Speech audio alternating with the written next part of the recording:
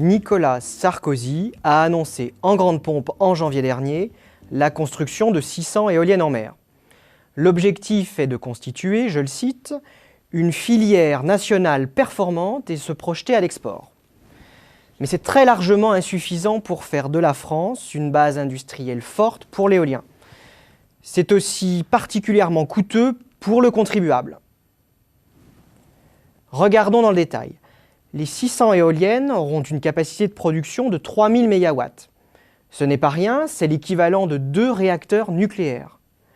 Mais c'est moins de 10% des objectifs du Grenelle de l'environnement pour 2020, comme le montre ce graphique. Et cela représente moins de 2% de la consommation du pays. La France doit donc aller encore plus loin si elle veut respecter ses engagements et réduire les émissions de gaz à effet de serre. Il faut donc a priori dépenser davantage. Pour l'éolien offshore, c'est le contribuable qui subventionne directement la construction des parcs. Et le coût pour la collectivité est prohibitif. La preuve, 10 milliards seront nécessaires pour financer l'appel d'offres annoncé en janvier dernier.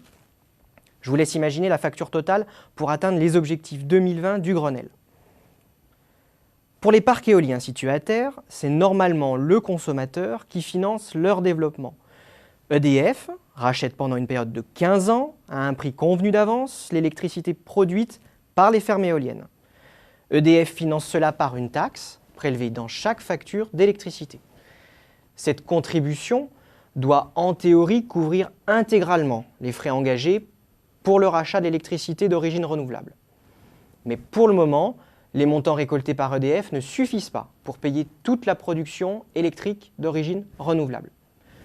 L'ancien monopole d'État en est de sa poche, alors même que ce système de rachat devrait être indolore sur les finances du groupe. EDF cherche actuellement à se faire rembourser 2,6 milliards d'euros par l'État, alors même que nous sommes seulement au début du développement de l'électricité verte. Au rythme actuel, le déficit cumulé atteindrait 15 milliards d'euros d'ici 2015. C'est donc finalement le contribuable et non le consommateur qui va couvrir ce déficit.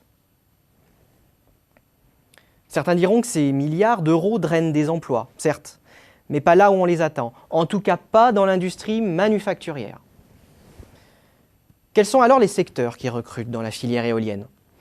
En gros, ceux liés à l'implantation des parcs éoliens, par nature à faible valeur ajoutée. Les métiers du génie civil ou de l'installation électrique sont d'importants pourvoyeurs d'emplois.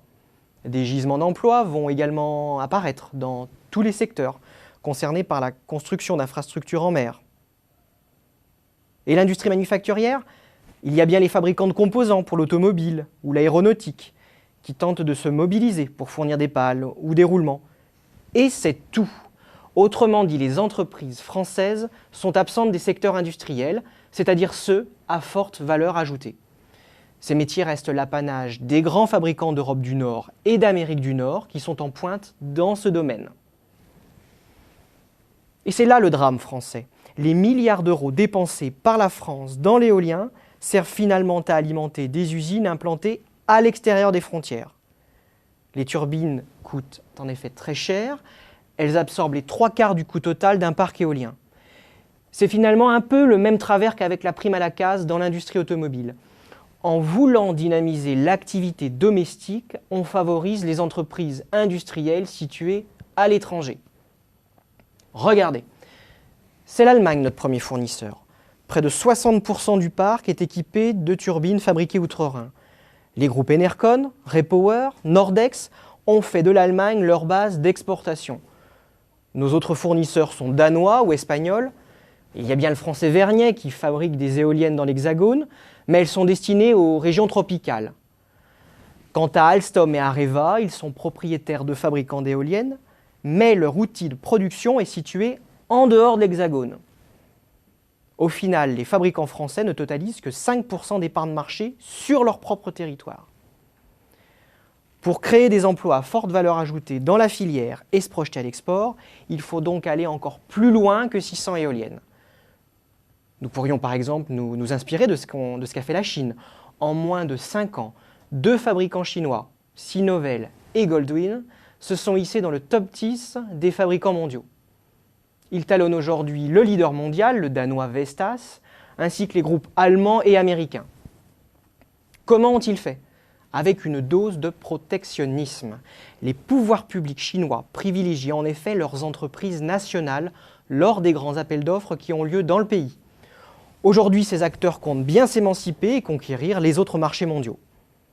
En France, la stratégie de conquête de nouveaux marchés comme l'éolien passe donc, selon nous, par une plus forte implication de l'État.